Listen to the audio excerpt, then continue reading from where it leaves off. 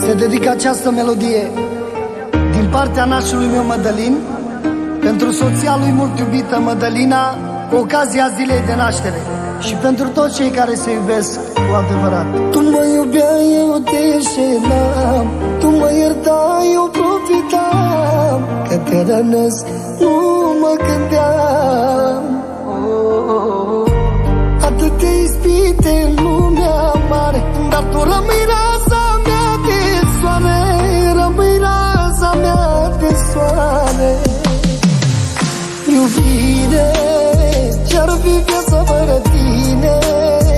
N-aș trăi nici până mâine, nici până mâine.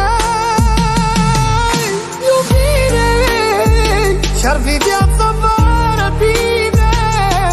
N-aș trăi nici până mâine fără tine, viața mea. Și când mi se face